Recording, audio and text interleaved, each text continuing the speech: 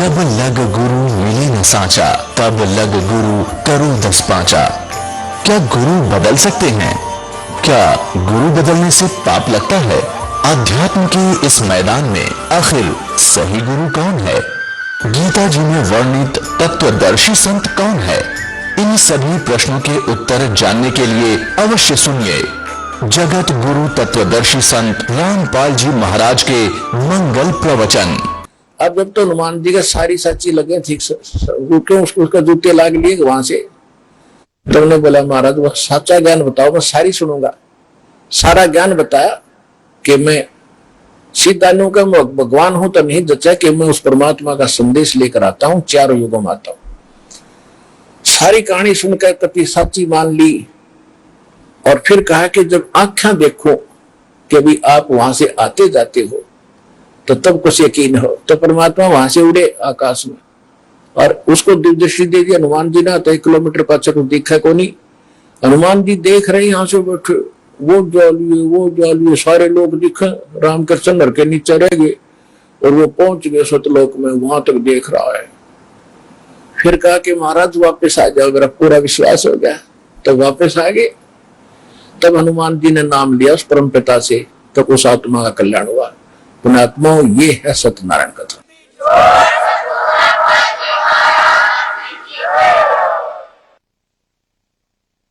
परम पिता परमात्मा पूर्ण ब्रह्म सर्व सृष्टि के रचने वाले कबीर परमेश्वर जी की असीम रजा से आप सभी परमात्मा की प्यारी आत्माएं परमेश्वर की महिमा सुनने के लिए उपस्थित हुए। सत्संग में आने से इस प्राणी को ज्ञान होता है कि मानव शरीर हमें किस लिए प्राप्त हुआ था और हम इसका कितना सदुपयोग और कितना दुरुपयोग कर रहे थे। तो सत्संग का मिलना अति दुर्लभ है। परमेश्वर ने अपनी अमृतवाणी में कहा है कि मानुष जन्म दुर्लभ है, मिले न बारंबार, तरवर से पत्ता टूट गिरे फिर बोर न लगता डर। परमेश्वर ने कहा है कि ये मनुष्य जीवन बहुत ही दुर्लभ है और आपके हाथ से छूट जाने के बाद मृत्यु के उपरांत आपकी ऐसी दशा होगी जैसे वृक्ष से लीप पत्ता टूट के गिर जाता है जमीन पर, वो पुनः स्थापित उस यथा स्थान पर नहीं हो पाता। भावार्थ परमात्मा का कहने का कि मनुष्य जीवन मिला है तो इसका काम भी कोई विशेष कार्य है। उसकी जानकारी सत्संग से होती है और सत्संग संत करते हैं, सतगुरु करता है और कोई सत्संग कर ही नहीं सकता। उसके लिए श्रीमद् भगवत गीता अध्याय नंबर 7 के श्लोक नंबर 19 में कहा है कि बहुनाम जन्मानाम अंते ज्ञानवान माम प्रपद्यते। क्योंकि 7वें अध्याय में श्रीमद् भगवत गीता के अंदर प्रथम 12 से लेकर 15 श्लोकों में तो तीनों गुण रजगुण ब्रह्मा सतगुण विष्णु सप्तम गुण शिव जी की जो भक्ति करते हैं उनकी स्थिति बताई है। उसके विषय में कहा कि राक्षस स्वभाव को धारण किए हुए मनुष्यों में नीच दूषित कर्म करने वाले मूर्ख गीता ज्ञानदाता कहता है कि मेरी भक्ति भी नहीं करते। ये तो इन ब्रह्मा विष्णु महेश अन्य देवताओं तक इनकी बुद्धि दृढ़ हो चुकी है। उसके बाद 7वें अध्याय के 16 से लेकर 18 तक अपनी भक्ति करने वालों की वैरायटी बताई है, प्रकार बताए हैं।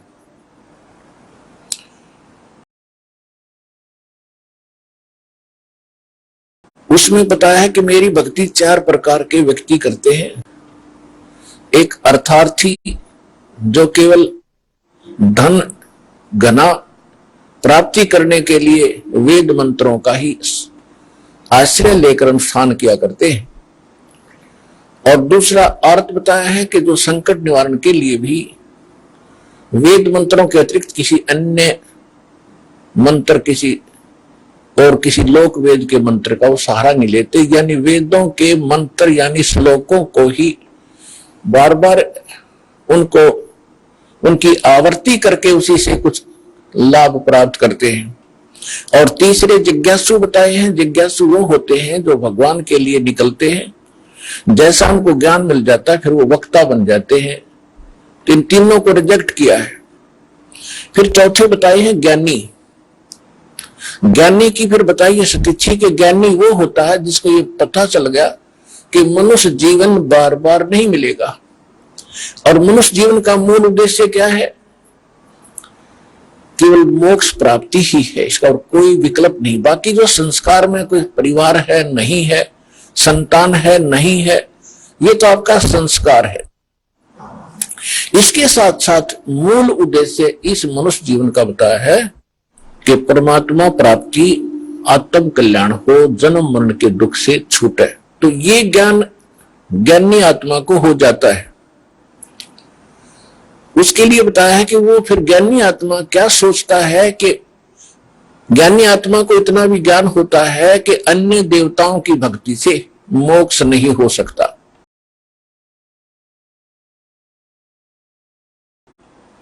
इसलिए गीता ज्ञानदाता कहता है कि वो अन्य उपासना नहीं करते, वो केवल मेरी भक्ति करते हैं। लेकिन उनको तत्वदर्शी संत यानी सतगुरु ना मिलने से 7वें अध्याय के 18वें श्लोक में कहा है वो ज्ञानी आत्मा है तो उदार नेक है, अच्छी आत्मा है, समर्पित है, लेकिन वो मेरे वाली घटिया साधना में, गति में, मेरे वाली घटिया गति में ओम से मिलने वाली, ओम जाप है ब्रह्म का और ब्रह्म से प्राप्ति होती है ब्रह्मलोक। गीता अध्याय नंबर 8 के श्लोक नंबर 16 में कहा है कि ब्रह्मलोक में गए हुए प्राणी भी पुनः जन्म मृत्यु में ही रहते हैं। ये ब्रह्म की साधना है। और गीता ज्ञान दाता भी ब्रह्म है। 8वें अध्याय के 13वें श्लोक में कहता है कि ओम इति एकाक्षरम ब्रह्म व्यवहारन माम अनुस्मरण ये पर्याति तदंदेहम सयाति परमाम गति। मुझ ब्रह्म का केवल एक मंत्र है और इसका अंतिम सांस तक सिमरण करता हुआ जो शरीर त्याग कर जाता है, ओम से मिलने वाली परम गति प्राप्त होती है।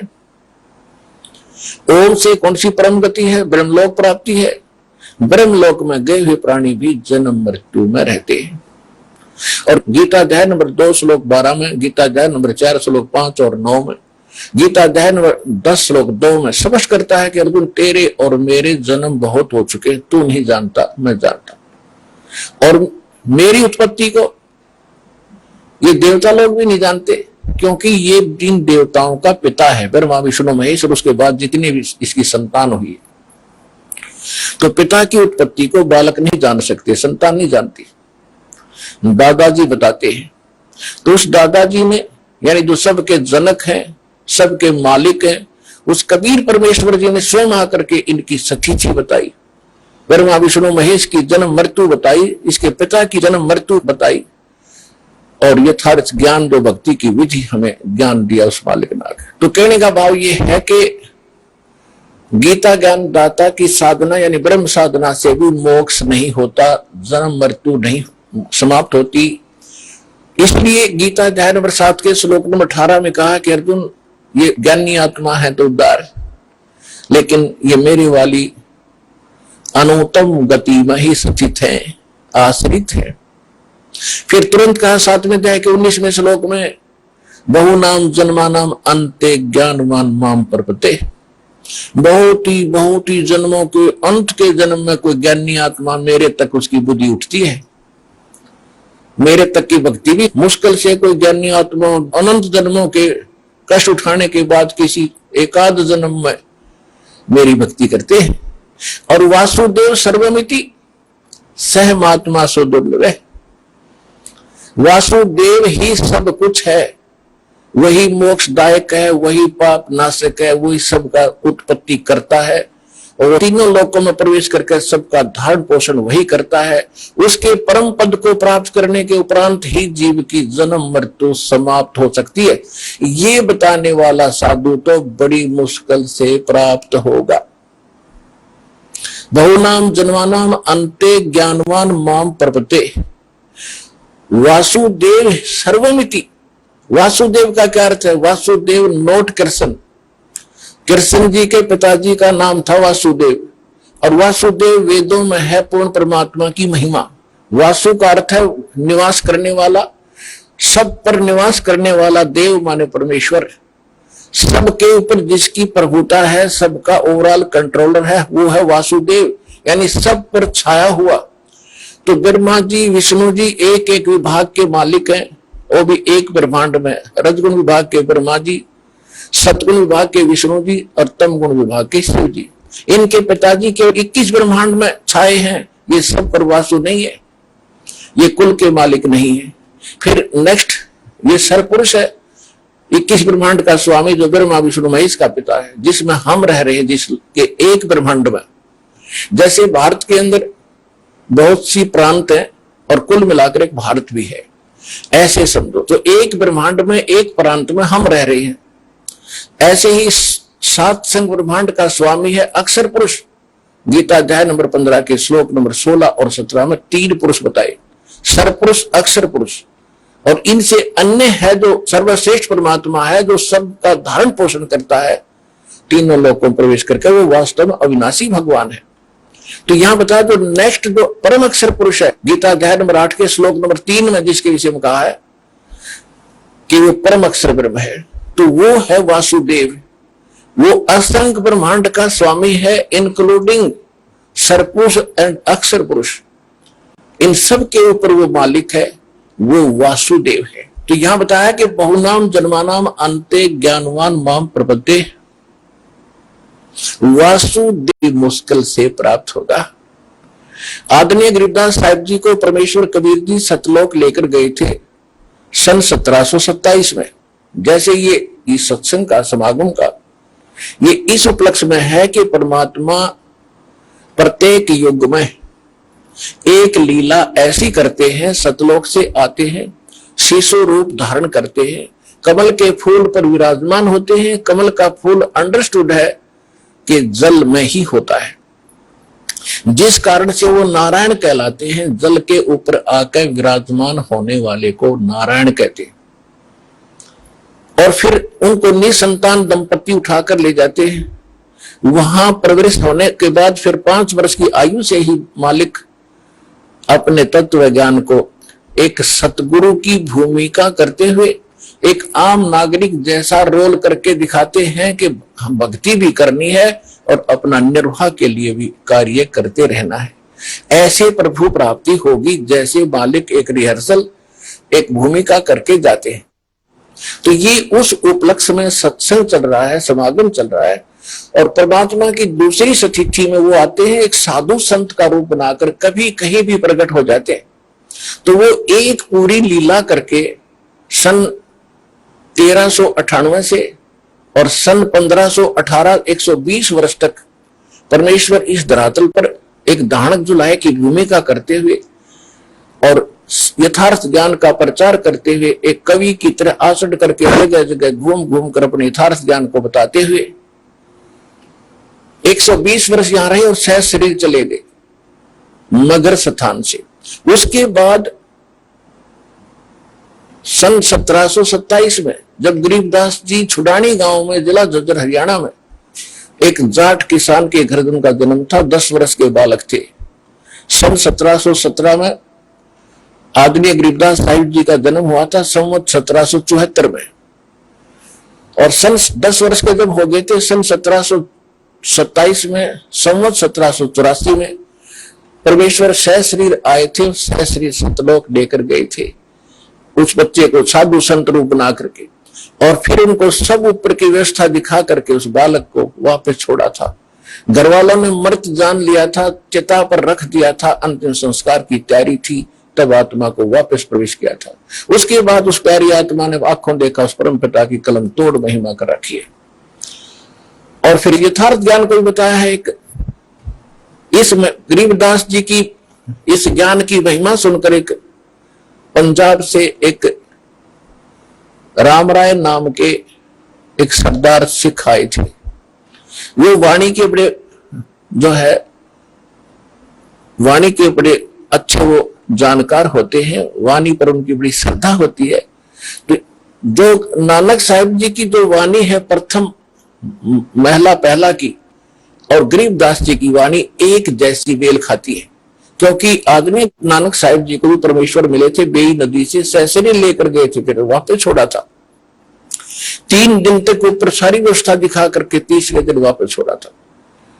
और नानक साहिब जी ने भी परमात्मा की आंखों देखा महिमा, कलम तोड़ बताई। जब उन्होंने सतलोक में देखा, फिर दानक रूप में जुलाहे रूप में काशी में देखा, तब नानक साहिब जी ने कहा था कि फाई सूरत मुख की वेश ए ठगवाड़ा ठगी देश खरा सियाणा बोता वार, ये धानक रूप रहा करता। ये 24 नंबर पृष्ठ पे श्री गुरु ग्रंथ साहिब में अंकित है।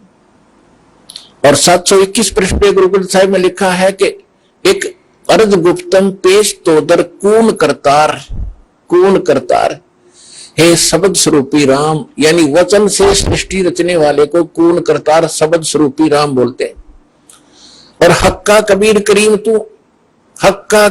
करीम तू बेऐब परवरदिगार, ये जो का तू लिखा 721 पृष्ठ पर प्रथम ही लाइन पंक्ति में।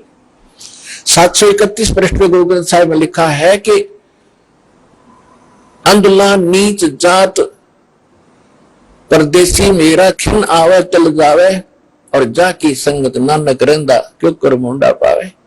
कि उसके अंत को कैसे पा सकूं हूं, वो धानक रूप, वो नीच जात कहो जिसको तुम, वो तो पूर्ण परमात्मा है। 1 सेकंड में यहां होते 1 सेकंड में ऊपर होते, मैं उसकी कैसे उसका अंत पाऊं। ऐसे गरीबदास जी ने कहा कि हम सुल्तानी नानक तारे दादू को उपदेश दिया, जात जुलाहा भेद न पाया वो काशी महे कबीर हुआ। अनंत कोट ब्रह्मांड का एक रति नहीं भार, सतगुरु पुरुष कबीर हैं ये कुल के सिरजनहार। ये गरीबदास जी ने बताया। तो इस वाणी को सुनकर के लुधियाना के पास एक वासियर गांव है, पिंड है छोटा सा, और वहां का एक राम राय नाम का बहुत बड़ा किसान था। 900 बीघा जमीन थी उसमें, 900 बीघा, बड़े बीघा होते थे। तो उसको पता चला कि गरीबदास नाम के गांव छुडानी में दिल्ली के आसपास बड़े महापुरुष हैं जिनको बहुत बड़ा ज्ञान है। उनकी वाणी सुनी तो उसको दर्शनार्थ आए थे। और राम राय जी का एक उर्फ नाम साथ में रख लेते हैं गांव में, उसका नाम जुम्मकरा भी था। ओरिजिनल नाम से गांव में कम जानते हैं और प्रचलित नाम से ज्यादा वेल नोन होते हैं। तो जुम्मकरा नाम से वो ज्यादा प्रसिद्ध थे। जब वो आए, गरीबदास जी से चर्चा की। गरीबदास जी सिंपल वेशभूषा में, गांव जैसे किसान होते थे पहले, धोती कुर्ता, और एक बहुत बड़े किसान थे गरीबदास जी, जाट थे। और लगभग 2500 बीघा जमीन था, 2500 बीघा यानी 1400 एकड़ लगभग। तो राम राय जी ने गरीबदास जी से चर्चा की और गरीबदास जी ने उनको बहुत वो निर्मल ज्ञान बताया। तब उस राम राय ने यानी झुमकरा ने कहा था कि हे भगवान, ये ज्ञान तो जो आप बता रहे हो आज तक हमें कभी कानों सुना न आंखों देखा। तब गरीबदास जी ने कहा है, एक झुमकरा नाम का संत गरीबदास की अमर ग्रंथ में एक झुमकरा के नाम से यानी उस सरदार जी को समझाने के उद्देश्य से लगभग 45 मिनट का ऐसे वाणी बोली है। उनमें से कुछ अंश सुनाता दास। जो प्रसंग चल रहा है कि बहुनाम जन्मानाम अंते ज्ञानवान माम प्रपते, और वासुदेव सर्वमिति स महात्मा सुदुर्लभ। श्रीमद् भगवद गीता अध्याय नंबर 7 के श्लोक 19 में कहते हैं, वासुदेव ही सब कुछ है, ये बताने वाला संत तो बड़ी मुश्किल से मिलेगा। इसके विषय में गरीबदास जी कहते हैं, तत्व भेद कोई ना कहे रे झूमकरा, ये पैसे ऊपर नाच सुनो राई झूमकरा, कोटों मध्य कोई नहीं रे झूमकरा, अरबों में कोई गर्क सुनो राई झूमकरो। के करोड़ संतों में तुझे ये तत्व ज्ञान बताने वाला संत नहीं मिलेगा।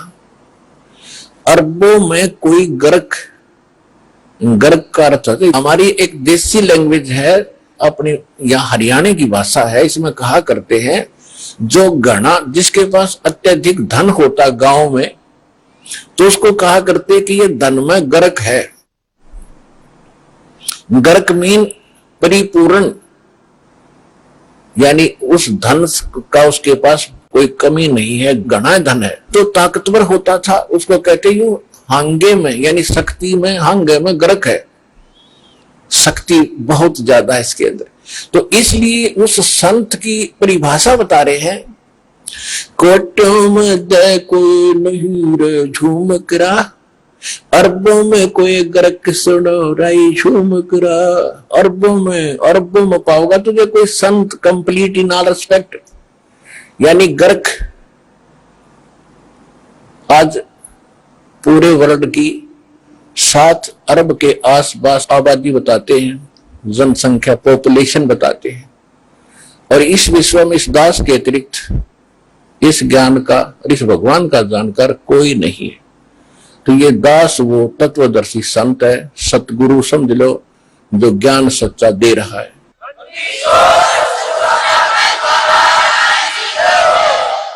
और ये ऐसा संत मिलना बड़ा दुर्लभ है, और आपको ये सुलभ हुआ तो धन है आपके माता पिता जिनसे जन्म हुआ।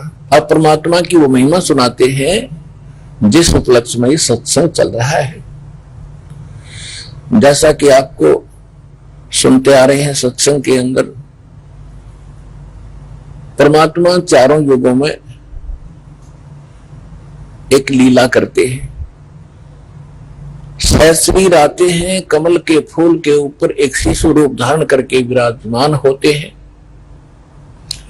और वहां से कोई निसंतान पति पत्नी दंपति उन्हें उठा ले जाते हैं, और छोटी सी आयु में ही वो अपनी अद्भुत अमृत वाणी वचन बोल बोल कर बड़े बड़े विद्वानों के छक्के छुड़ा देते हैं। सतयुग में सत सुकृत कह टेरा, त्रेता नाम मुनींदर मेरा, द्वापर में करुणा में कहाया, कलयुग नाम कबीर धराया।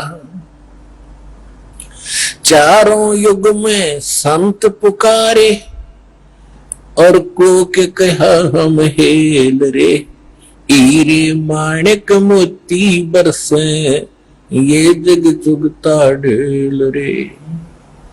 परमात्मा बता रहे हैं कि मैं चारों युगों में आया हूं। सतयुग में सत्सुकृत नाम से, त्रेता में मुनिंदर नाम रहा मेरा, द्वापर में करुणा में नाम से, और कलयुग के अंदर मेरा वास्तविक नाम रहा कबीर। अब सतयुग और त्रेता की जानकारी आपको दास ने कई बार बताई है। अब थोड़ा सा द्वापर का हिंट देकर के फिर कलयुग की कथा सुनाएंगे, उस परमेश्वर की महिमा का कुछ ज्ञान आपको कराएंगे। द्वापर में परमेश्वर एक शिशु रूप धारण करके कमल के फूल पर विराजमान हुए, और चारों युगों में ये लीला करते हैं। कमल के फूल पर शिशु रूप धारण करके वो विराजमान होते हैं, उनको वहां से निसंतान दंपति उठाती है, और फिर उनकी परवरिश की लीला एक कुंवारी गायों से होती है। ये भगवान के गुण में समावेश है, ऐसी ही लीला वो करते ही रहते हैं। और वेद जो है ये परमात्मा की महिमा ही गुणगान कर रहे हैं। खुद बताया कबीर भगवान ने कि वेद मेरा भेद है, मैं ना वेदन के माही, और जौन वेद से मैं मिलूं वो वेद जानते नहीं। ये चारों वेद मेरी ही महिमा का गुणगान कर रहे हैं, मेरे विषय में जानकारी दे रहे हैं, लेकिन इन वेदों में, 4 वेदों में वर्णित विधि से जो भक्ति विधि वेदों में है ये इनकम्प्लीट है और मेरी महिमा इसमें कंप्लीट है। लेकिन जब तक हमें उस वस्तु की प्राप्ति का ज्ञान नहीं होगा, जिसकी महिमा का गुणगान तो खूब किया है, इसमें ये गुण है, ऐसे गुण है, तो उसकी प्राप्ति ना होने से उन गुणों का भी लाभ नहीं है। जैसे हमने बिजली के गुण सुने, बिजली इलेक्ट्रिसिटी के, और गुण खूब सुने हैं वो सत्य है।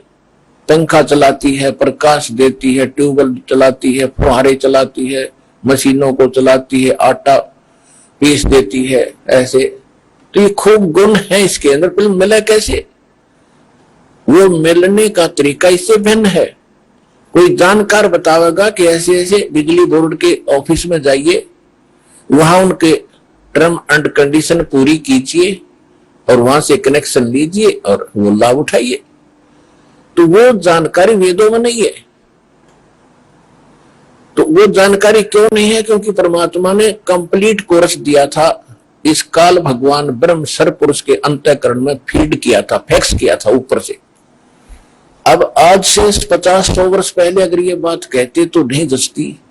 आज तो आप वैज्ञानिक तरीके से भी समझ सकते हैं कि कहां से कहां फिल्म आप डाउनलोड कर लेते हो, पूरा का पूरा प्रकरण किताब आप डाउनलोड करते हो, जबकि कोई वायर भी नहीं बीच में, इंटरनेट के माध्यम से। इसी प्रकार परमेश्वर ने हमारे सब जीवों के अंतःकरण एक कंप्यूटर है और साथ में इंटरनेट से कनेक्टेड है, और वो परमात्मा वहां से भेजता रहता है। जिसका डिस्कनेक्ट हो गया कनेक्शन, उसमें समान तो है, इंटरनेट पे तो है, लेकिन आपका कंप्यूटर खराब हो गया है, आप उसको डाउनलोड नहीं कर पा रहे, देख नहीं पा रहे। तो ज्योत निरंजन के अंतःकरण कंप्यूटर में परमेश्वर ने पूरा ज्ञान दिया था। इसने ये 4 डाउनलोड कर लिए, वो 5वां छोड़ दिया जिसमें कंप्लीट कोर्स था। इसको डर रहता है कि इसको सच्चा ज्ञान हो गया यहाँ के प्राणी को, ये भाग जाएंगे, फिर यहाँ रहेगा कोई नहीं। जिस कारण से ये केवल मिसगाइड करता है। और वेदों को इसलिए दे दिए उसने वेदों को कि ये डटे रहेंगे कि भगवान का दिया हुआ है ये ज्ञान, और इसको पढ़ पढ़ कर ये मस्त और व्यस्त रहेंगे। इनकम्प्लीट कोर्स इसने हमारे साथ धोखा करके दे रखा है, जिसकी पूर्ति के लिए परमात्मा आते हैं। और छोटी सी आयु में जो आते हैं, प्रत्येक युग में अपना ये उद्देश्य जो लेकर आते हैं, इस अध्यात्म यथार्थ सिद्धात्म ज्ञान सूक्ष्म वेद यानी 5वें वेद को स्वयं देने के लिए आते हैं। ये 5वां वेद है सच्चिदानंद घन ब्रह्म की वाणी, कबीर वाणी। अब जो प्रसंग चल रहा है कि द्वापर युग में परमात्मा ऐसे ही एक कमल के फूल पर से स्वरूप धारण करके विराजमान हुए, और वहां से एक वाल्मीकि परिवार, वाल्मीकि पति पत्नी उस परमेश्वर को उठाकर घर ले आए। निसंतान थे, उनकी भी परवरिश की लीला कंवारी गायों से हुई। धीरे धीरे बड़े हुए, 5 वर्ष की आयु में बड़े बड़े विद्वानों के छक्के छुड़ा दिए, लेकिन कोई मानने को तैयार नहीं हुआ। बहुत ही कम श्रद्धालु परमात्मा की शरण में उस टाइम आए। यानी मालिक को मालूम था कि इन 3 युगों में, सतयुग, त्रेता, द्वापर में, ये जीव दुखी नहीं होते, इनके शुभ संस्कार कुछ शेष होते हैं। और ये साधना जो कर रहे हैं जिस भी देव इष्ट की, उसको छोड़कर वो कभी खुश नहीं होते, बिल्कुल नहीं छोड़ते। और काल ने ये प्रॉमिस भी करवाया था, परमात्मा से प्रतिज्ञा कराई थी कि 3 युगों में जीव कम ले जाना, और चौथा युग जब कलयुग आवे तब तो शरण जीव बहु जावे, ऐसा वचन हर मोह दीजे, तब संसार गवन तुम कीजे। तो परमात्मा को मालूम था कि 3 युगों में ये प्राणी मेरे को नहीं पहचान पाओगे, मेरे बच्चे। और कलयुग में उसने खुद कह दिया, कलयुग में कितने ले जाना। उसको मालूम था कि कलयुग में इतने खराब कर दूंगा, इनको इतना कंडम कर दूंगा, विभाग कर दूंगा, इनके न्यारे न्यारे मजहब बना दूंगा, और तीर्थ व्रतों पर, मंदिर मस्जिदों में तक सीमित कर दूंगा। और जब कभी कोई परमात्मा का संदेश वाहक आएगा, कोई सुनेगा नहीं उसकी बातों को, और खुद उसने उसी समय कह भी दिया था भगवान को, जब प्रतिज्ञाबद्ध करके परमेश्वर से वचन ले लिए थे, जाओ जोग जीत संसारा, जीवन मन कहा तुम्हारा, पहले अंश हमारे जाई, पीछे अंश तुम्हारा आई। कि 5500 वर्ष जब कलयुग बीतेगा तब अपना अंश तुम भेजोगे, उससे पहले मैं अपने दूत भेज दूंगा, नकली ज्ञान प्रचार प्रसार करने वाले, और वो इतना तहलका मचा देंगे, जब आपका जीव, आपका हंस जाओगा या तुम जाओगे, कोई तुम्हारी बात नहीं सुनेगा। जाओ जोग जीत संसारा, फिर जीवन मन कहा तुम्हारा, जीव तुम्हारा कहा न माने, हमारी ओढ़ हो बात बखाने। कि जीव कोई भी तुम्हारी बात को नहीं मानेगा, तुम जो और भगवान बताओगे और स्थान बताओगे, तब तक मैं इनको स्वर्ग तक ही सीमित कर दूंगा, बिस्त जन्नत हेवन इनके हृदय में, इससे अधिक कोई बात ही नहीं होगी। और तुम बताओगे कि और कोई भगवान है और कोई ऐसा स्थान है, कोई नहीं सुनेगा, और मेरे अज्ञान के वकील बनकर तुम्हारे संत के साथ वो वाद विवाद किया करेंगे। जीव तुम्हारा कहा न माने, हमारी ओढ़ हो बात बखाने, वाद विवाद किया करेंगे। अब परमात्मा ने फिर कहा, चौथा युग जब कलयुग आई, तब हम अपना अंश पठाई, घर घर देखियो बोध विचारा, सतनाम सब ठोर उचारा। सतयुग बीते 5500 पाचा, जब ये वचन मेरा होगा साचा, और सतयुग बीत जावे जब एता, सकल सृष्टि परम पुरुष पद चेता। कि जब कलयुग 5505 वर्ष बीत जाएंगे, उस समय देखना पूरा विश्व ही, पूरी सृष्टि के प्राणी मेरे उस परम पद के जानकार होंगे। सबको पता होगा कि एक सतलोक है जहां से हम आए हैं, और ये मेरा वचन उस समय सच होगा जो 5505 वर्ष कलयुग बीत जाएगा। 5505 कलयुग पूरा हो जाता है सन 1997 में, और सन 1997 में परमेश्वर स्वयं मां कृष्णदास को एक साधु रूप में आके और ये संदेशा दे गए थे कि अब ये प्रचार शुरू कर दे और सतनाम सार नाम देना शुरू कर दे, समय आ गया।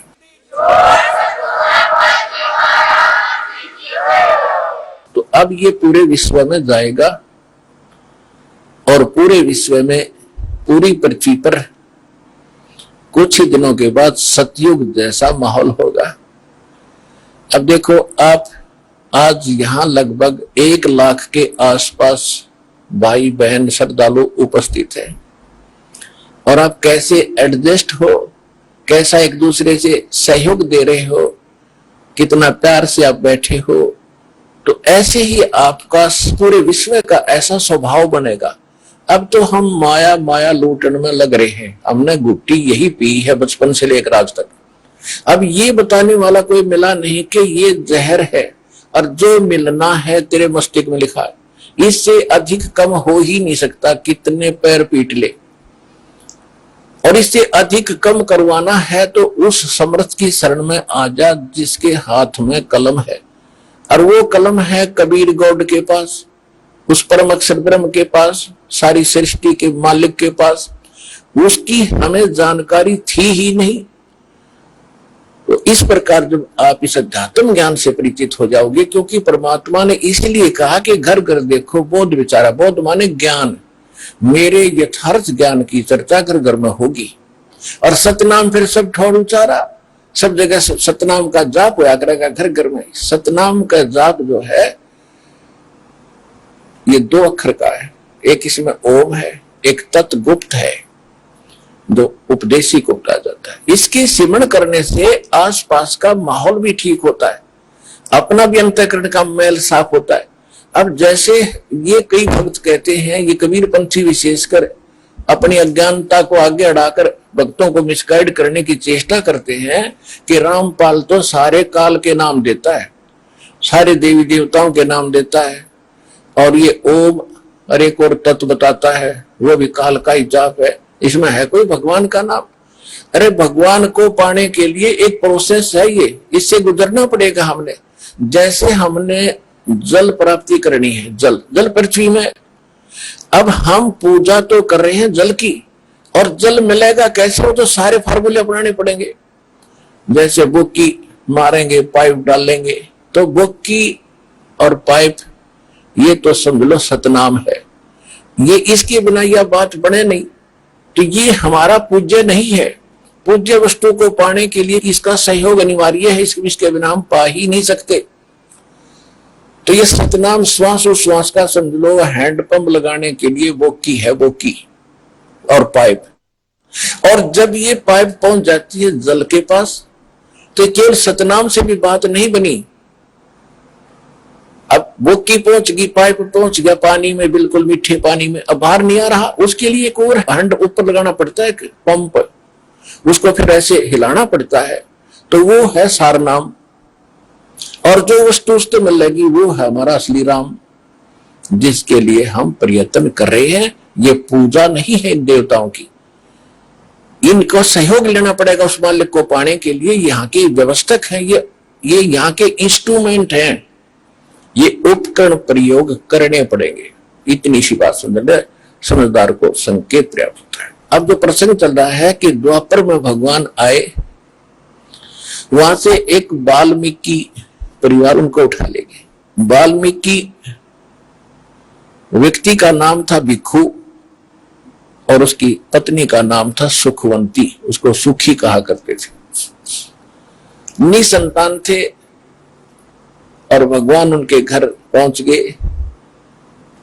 5 वर्ष की आयु से ही परमात्मा ने आसपास के जितने ऋषि महर्षि थे उनके छक्के छुड़ा दिए, लेकिन जाति विशेष का पहले बहुत ज्यादा डिफरेंस था, भेदभाव बहुत घना था। उधर से केवल एक सुदर्शन नाम के अन्य वाल्मीकि परिवार में ही जन्मे व्यक्ति ने कबीर परमात्मा के ज्ञान को स्वीकारा था। सुदर्शन के बारे में आपने बहुत सी कथाएं सुनी होंगी महाभारत के अंदर। अब तो ये क्या करना शुरू कर दिया था नकली धर्म गुरुओं ने, कि जो महिमा थी सुदर्शन जी ने, सुपथ सुदर्शन जी ने पांडवों की यज्ञ को संपूर्ण किया था, और वो यज्ञ न श्री कृष्ण से हुआ था संपूर्ण, और न 88,000 ऋषियों से, न 33 करोड़ देवताओं से, न 12 करोड़ ब्राह्मणों से, वहां किसी से भी वो यज्ञ जो है संपूर्ण नहीं हुई थी। और वो सुदर्शन जी से हुई थी ये तो हम मानते रहे, लेकिन अब धीरे धीरे उसका वो प्रकरण महाभारत से निकाल दिया था, सीमित सा रख दिया, लेकिन वो छुपा नहीं, ओरिजिनल ग्रंथों में हमारे पास आज भी विद्यमान है ये कथा। तो उसी के संपर्क में थोड़ा सा विवरण देते हैं कि जिस समय महाभारत का युद्ध होने वाला था, अर्जुन मना कर रहा था युद्ध करने से, और इस काल भगवान ने अपनी सारी अटकलबाजी, तगड़मबाजी, जो भी ये जंतर मंत्र जानता था, सारे फार्मूले लगाए, लेकिन अर्जुन तैयार नहीं हुआ युद्ध के लिए। और यहां तक कह दिया कि हे भगवान, ऐसा जुल्म करने से, हत्या करने से अच्छा तो इस राज की हमने कति आवश्यकता नहीं, हम तो भीख मांग के गुजारा कर लेंगे, ये जुल्म मैं नहीं करूंगा। अब ये क्या कहा करते हमारे धर्मगुरु कि अर्जुन अपना धर्म भूल गया था, अक्षत्रिय धर्म याद दिलाने के लिए भगवान ने कहा तू युद्ध कर ले, तू युद्ध कर ले। मनुष्य का धर्म तो भक्ति और दया है, वह उसने दया और भक्ति दोनों नाश कर दी उसकी। कृष्ण जी नहीं थे, श्री कृष्ण में काल बोल रहा था। श्री कृष्ण जी तो तब तक थे उसमें जब तक युद्ध के बीच में आमने सामने सेना नहीं खड़ी हुई, उसके बाद तुरंत काल प्रवेश कर गया। और जब तक उसका सर्वनाश नहीं हो लिया, 18 करोड़ सेना नहीं मर ली दोनों की, तब तक श्री कृष्ण में प्रवेश रहा। उसके बाद कृष्ण अकेला रह गया। महाभारत में प्रकरण आता है कि जो गीता का ज्ञान श्री कृष्ण जी ने कहते युद्ध के दौरान दिया था, और युद्ध के बाद अर्जुन पूछता है कि भगवान मुझे वो ज्ञान फिर सुना दो, तब श्री कृष्ण जी कहते मुझे तो याद नहीं, कुछ और अटपट कर रहे हैं। फिर बाद में एक ऋषि आया था, उसने मुझे ज्ञान बताया था, वो सुनाता हूं। तो इसे सिद्ध है कि श्री कृष्ण नहीं बोल रहे थे, वो काल बोल रहा था। गीता अध्याय नंबर 2 के श्लोक नंबर 37-38 में कहता है कि अर्जुन, तो निष्काम भाव से युद्ध कर, लाभ हानि को छोड़कर युद्ध कर। इस प्रकार युद्ध करने से तो पाप को प्राप्त नहीं होगा। और फिर तुरंत लाभ हानि याद दिला रहा है कि यदि तेरी मृत्यु होगी तो स्वर्ग में जाएगा, युद्ध में मरने वाला, और युद्ध जीत गया तो पृथ्वी का राज भोगेगा, तेरे दोनों हाथों में लड्डू। तो ये थी अटकलबाजी काल की, केवल युद्ध कराना उद्देश्य था उसका। आगे जो ज्ञान इसने दिया है वो वेदों वाला है। वेदों से हटकर जो इसने कुछ अटपट की है वो अलग से स्पष्ट दिखाई देती है, क्योंकि हमारे पास इन सभी सदग्रंथों को जांचने का एक पैमाना मिल गया, सूक्ष्म वेद। जो सूक्ष्म वेद में लिखा वो बिल्कुल सही है, और सूक्ष्म वेद से जितना मेल खाता वेदों से, वेद सही है। वेदों और सूक्ष्म वेद का जितना अंश वेदों में है वो सूक्ष्म वेद का वो सही मिलता है। वेदों में नहीं है वो सूक्ष्म वेद में है। और इससे हटकर जो ज्ञान गीता में बोला है ये इसका अपना मत है। किसका? काल भगवान का, इस ब्रह्म का। ये कहता है ये मेरा मत है, और जो अन्य है वो ज्ञान वेद ज्ञान है। तो जो इसका मत है और सूक्ष्म वेद से नहीं मिलता है तो रिजेक्टेड है। कहने का भाव ये है कि अर्जुन को जैसे तैसे डरा धमका कर ऐसा भयंकर रूप दिखा के, इसका तो उद्देश्य था इसको युद्ध करे, किसी तरह नाश करे। और अर्जुन ने धीरे धीरे, अर्जुन टालना चाहता था कि किसी तरह ये भूल जाए, इस जिद ने छोड़ दे कृष्ण, क्योंकि तो कृष्ण भी मान रहे थे। इसलिए ज्ञान अड़ाता रहा, है भगवान वो ज्ञान दीजिए, ऐसे ज्ञान दीजिए। तो सारा कुछ ज्ञान देने के बाद अर्जुन समझ गया कि ये क्या चाहता है, ये युद्ध चाहता है। और लास्ट में फिर कहने लगा, अपना विराट रूप दिखा दिया। अर्जुन जैसा योद्धा खड़ा खड़ा कांप रहा देख करके उस भयंकर रूप को। भगवान का ऐसा बुरा रूप होता है, और काल था। तो लास्ट में सारा कुछ ज्ञान गीता का बता के, और काल पूछता है कि अर्जुन तेरे आगे अकल में बोल क्या चाहता है। अर्जुन को पता था जय मैंने ना कर दी, और ये चाहता युद्ध। एक बार इसने फिर से विराट रूप दिखा दिया, मेरा तो कलेजा फट जाएगा। तो अर्जुन ने हाँ कर दी जी, जो मैं समझ में आ गई मेरा बात, और मैं युद्ध करूंगा। मरता क्या नहीं करता। अब वो महाभारत का युद्ध हो गया। युद्ध के बाद कौरवों का नाश हो गया। 18 करोड़ सेना कटके मर गई, करोड़ों बहन विधवा होगी, करोड़ों बच्चे अनाथ हो गए।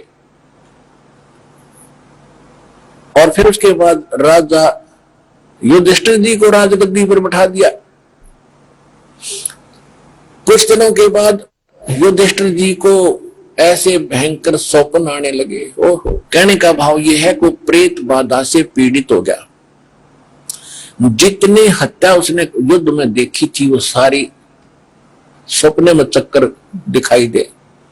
बहनें रो रही हैं, विलाप कर रही हैं, अपनी चूड़ियां फोड़ रही हैं, मत्था रगड़ रहे हैं। अनाथ बच्चे चिल्ला रहे हैं, रो रहे हैं, पिताजी कब आओगे, पिताजी कब आओगे। ऐसा भयभीत होकर वो बैठ जाता है। युधिष्ठिर सारी सारी रात बैठकर काटता, जैसे ऐसे कोई डरा हुआ व्यक्ति रहता है। खाना पीना छोड़ दिया। द्रौपदी ने एक दिन देखा, 2 दिन देखा, 4 दिन देखा, 5 दिन देखा, आहार छूट गया। तब उसने अन्य पांडवों से, चारों से बताया कि तुम्हारा भाई कोई टेंशन में है, और ये इतना टेंशन में है कि कुछ भी कर सकता है, आत्महत्या भी कर सकता है। ऐसी स्थिति है, खाना पीना त्याग दिया है। तब उन चारों पांडवों ने,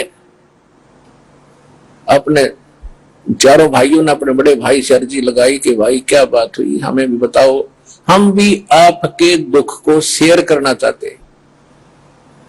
युधिष्ठिर टाल देता था कि बच्चे भाई छोटे हैं, इनको क्यों दुखी किया, मैंने तो दुख तो हुआ सो हुआ।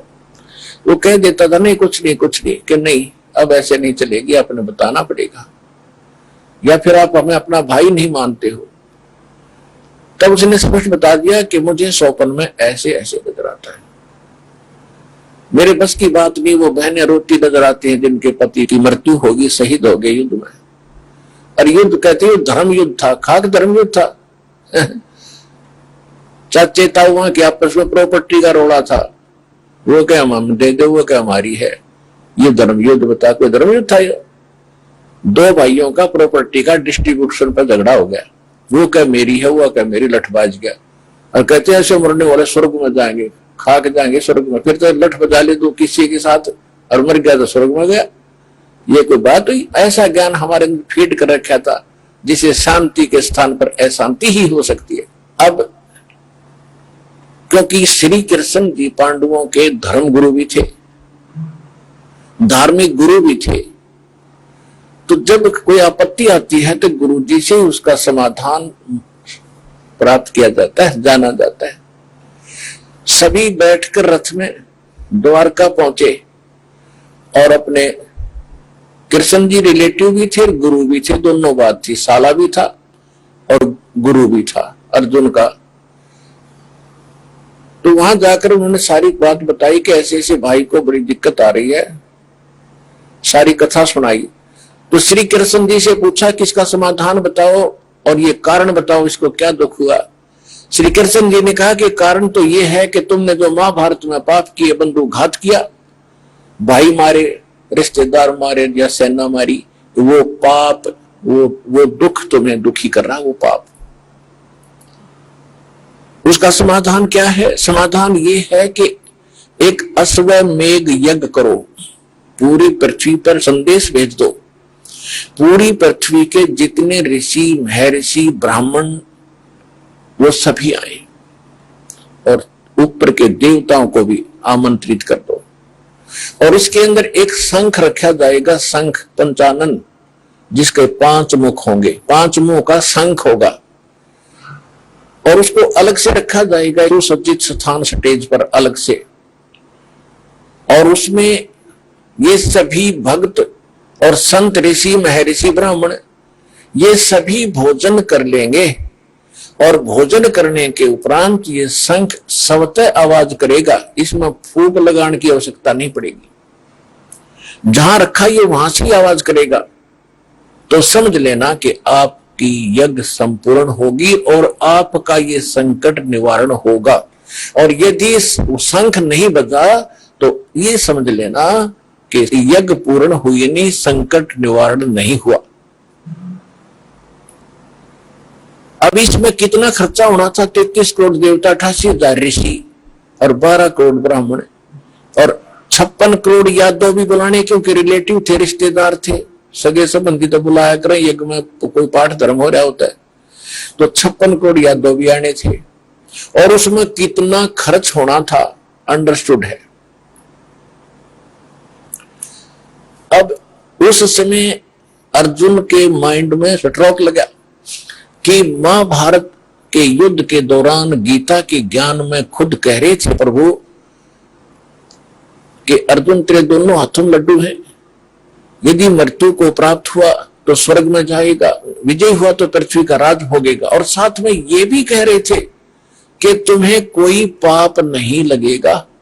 और आज कह रहे हैं कि ये युद्ध में किए हुए बंधुघात का पाप तुम्हें दुखी कर रहा है, ये आत्माएं दुखी कर रही है। तो उस समय इसलिए नहीं बोला अर्जुन कि यदि आज मैंने ये टॉपिक पूछ लिया, प्रश्न कर दिया, तो भाई युधिष्ठिर ये सोचेगा कि इसमें करोड़ों रुपये लगने हैं, करोड़ों रुपए लगने हैं, धन व्यय होना है मेरे उपचार में। और अर्जुन वाद विवाद इस उद्देश्य से कर रहा है कि ये खर्च करना नहीं चाहता। और जय ये भाई महसूस कर गया कि ये अर्जुन ये चाहता है, मैं चाहता तो कुछ और हूं, और टॉपिक यही होगा कि आप कह रहे थे युद्ध में तुम्हें पाप नहीं लगेंगे, पाप कहां से आ गए हमारे ऊपर। तो युधिष्ठिर महसूस करेगा कि अर्जुन नहीं चाहता ये यज्ञ हो और धन व्यय हो, तो ये कभी भी उपचार नहीं कराएगा, मर जाएगा, ये ऐसे नेचर का आदमी है।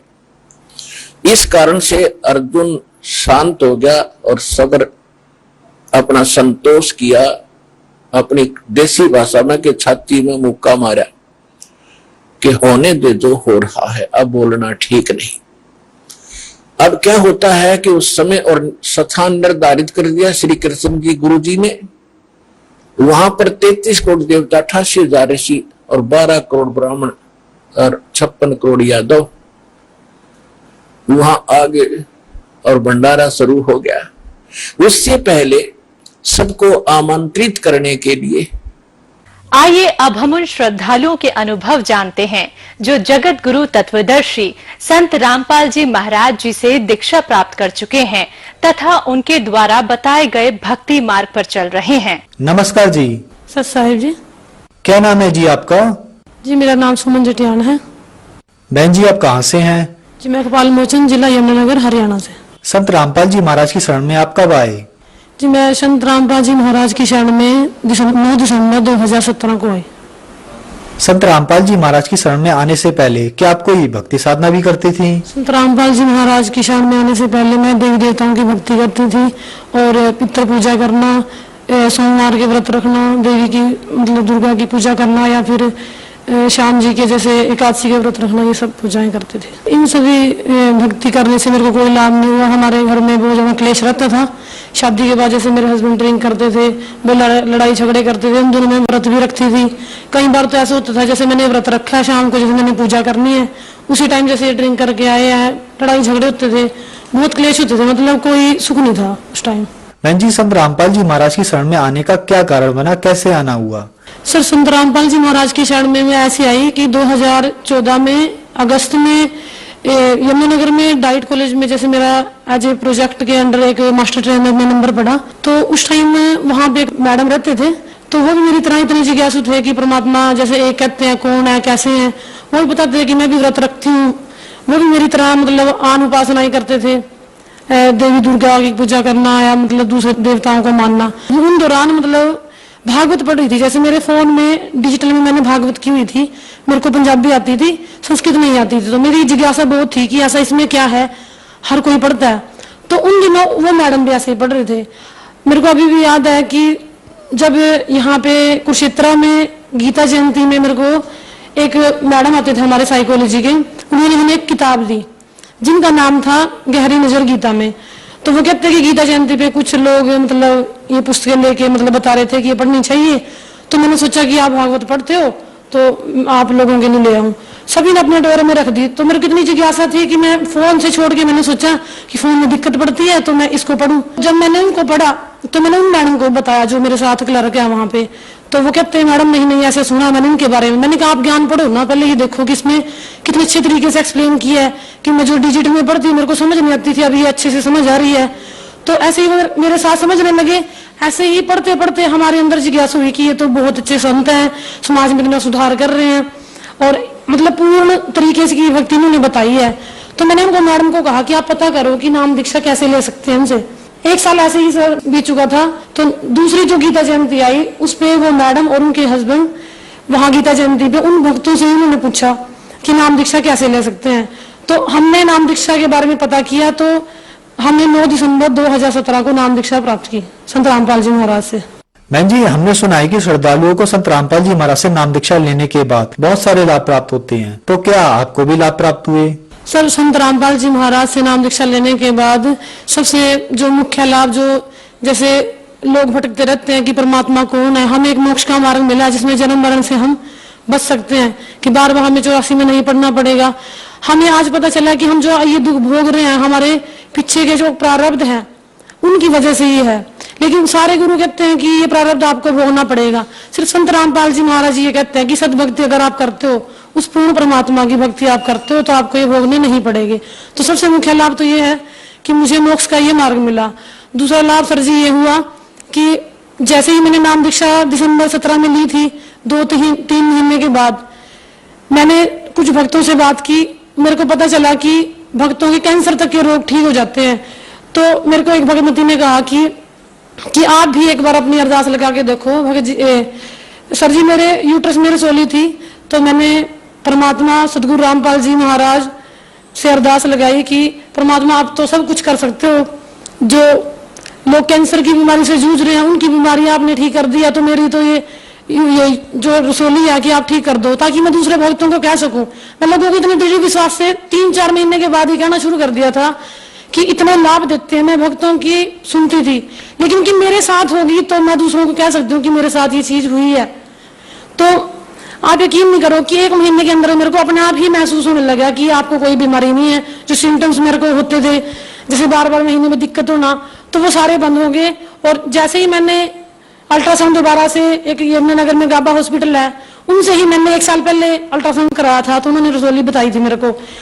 1 महीने बाद जैसे ही मैंने टेस्ट कराया, उन्हीं से ही मैंने टेस्ट कराने के बाद पता चला कि आपके यूट्रस में रसौली नहीं है। तो दूसरा फायदा मेरे को ये हुआ कि मेरे यूट्रस में जो रसौली थी वो ठीक हो गई, परमात्मा संत रामपाल जी महाराज की दया से। और इसके बाद जो मेन जिस वजह से घर में क्लेश रहता था, परेशानी होती थी, हम कहीं भी बैठ नहीं सकते थे, उठ नहीं सकते थे। सर जी जैसे मेरे हस्बैंड ड्रिंक करते थे तो वो लड़ाई झगड़ा करते, हमें ये लगता था कि किसी संगति में पड़े हुए हैं, इस वजह से ये करते हैं। लेकिन जैसे ही जैसे पंडितों से ये ज्योतिष दिखाते थे कि वो कहते थे कि इनके बीच में इतनी वो हो जाएगी कि उनकी जो शादी है वो टूट सकती है, उनका तलाक भी हो सकता है। उन्होंने यहाँ तक कह दिया था कि इनके आपस में बनेगी नहीं। और जब मेरे हस्बैंड ड्रिंक करते तो ये कहते थे कि इसको ले जाओ, इनके घर छोड़ाओ, मैं इसको नहीं रखूंगा। तो तलाक तक की नौबत हमारे घर में आई थी, जो संत रामपाल जी महाराज की वजह से आज मैं उसी घर में हूँ, बिल्कुल शांति से हूँ। और सर जी मेरे और मेरे हस्बैंड की नाम दीक्षा लेने के बाद हमने एक दिन, मेरी जो सास है वो राधा स्वामी डेरा ब्यास, उन्होंने नाम दीक्षा ली हुई थी। वो हर संडे को सत्संग में जाते थे, पूजा करते थे। कई साल उन्होंने ये नाम भी रखा, लेकिन उनको कोई भी फायदा नहीं था। उनका बीपी बढ़ता था, उनके घुटनों में दर्द रहता था, परेशान रहते थे। ऐसे ही परेशानी को देख के हम भी परेशान रहते थे कि ये सारा दिन परेशान है, बीमार रहते हैं, दवाइयों का इतना खर्चा होता था। तो मेरे हस्बैंड ने एक बार उनको ये कहा कि आप हमारे साथ हमारे सत्संग में चला करो, एक बार आप सत्संग सुनो, ज्ञान समझो कि आप जहाँ जाते हो वहां से आपको आराम नहीं लगेगा। तो सर जी हमारे जो सास हैं वो एक बार हमारे साथ सत्संग में गए, उन्होंने ज्ञान सुना, फिर हम उनको दोबारा अपने साथ सत्संग में ले गए। ऐसे ही उन्होंने 2-3 बार सत्संग सुनने के बाद उन्होंने कहा कि मेरे को नाम दीक्षा दिलवा दो, ये ज्ञान बहुत सही है कि मैं अब तक जो साधना कर रही थी या जो फिर नाम जपती थी वो सही नहीं था। संत रामपाल जी महाराज से उन्होंने जब नाम दीक्षा ली, उनको बहुत फायदे हुए। उनका बीपी अब नॉर्मल आता है, कंट्रोल में रहता है, संत रामपाल जी महाराज की दया से बिल्कुल ठीक है। बहन जी आप एक एजुकेटेड पर्सन हैं और आप एक टीचर भी हैं, तो जो दर्शक आज आपको देख रहे हैं आप उन्हें क्या संदेश देना चाहेंगी? सर मैं उनको ये संदेश देना चाहूंगी कि पहले लोग अनपढ़ थे, पढ़े लिखे नहीं थे। पंडित लोग जो पढ़ के अपने ग्रंथ में से बता देते थे या फिर मुल्ला काजी जो बता देते थे, लोग उस पर विश्वास कर लेते थे। लेकिन आज सारा समाज पढ़ा लिखा है, युवा वर्ग आज शिक्षित है, वो खुद अपने ग्रंथों को देखे, जांचे, परखे, उसमें ये बताएं कि जो संत रामपाल जी महाराज अपने सत्संग के द्वारा जो ज्ञान लोगों को प्रदान कर रहे हैं, वो अपने उस ग्रंथ में उसका मिलान करें और उस ज्ञान को समझे। आप देख रहे हैं कि हमारे जो भारत नहीं विश्व में भी काफी लोग संत रामपाल जी के ज्ञान को सुनने के बाद उनके नाम को ग्रहण कर रहे हैं। डिजिटल में भी कई पुस्तक सेवाओं के ऑर्डर आते हैं कि लोग पढ़ते हैं, किताबें मंगाते हैं। किताब पढ़ने के बाद, किसी को सत्संग सुनने के बाद, या फिर टीवी पर जो चैनल आते हैं वो सुनने के बाद लोग बहुत ज्यादा जुड़ रहे हैं, जिनको आर्थिक, मानसिक और शारीरिक काफी लाभ हो रहे हैं। तो मैं जो पढ़ा लिखा समाज है उनसे यही प्रार्थना करना चाहूंगी कि एक बार संत रामपाल जी महाराज के सत्संग सुने, उनके ज्ञान को समझे। ऐसा ना हो अपना इतना कीमती जो जीवन है उसको ऐसे ही व्यर्थ कर दे। हम पढ़ लिख के इतने चालाक हो जाते हैं कि हम ये सोचते हैं कि जो ज्ञान है वो मेरे अंदर ही है, कोई दूसरा हमें समझा नहीं सकता। या फिर ये कहते हैं कि हमें तो गुरु बनाने की जरूरत नहीं है। जब हम पढ़ते थे हमें थोड़ा ये लगता था कि गुरु बनाना कोई जरूरी नहीं है, लेकिन जब इंसान पे दुख आते हैं, तकलीफ आती है, तो वो परमात्मा की तरफ देखता है। परमात्मा को मिलाने का काम गुरु करता है। और इस संसार में इस समय खुद कबीर साहिब परमेश्वर संत रामपाल जी महाराज के चोले में आए हुए हैं, तो आप उनसे नाम दीक्षा लें और अपना सद्भक्ति मार्ग लेकर कल्याण करवाएं। धन्यवाद जी। धन्यवाद।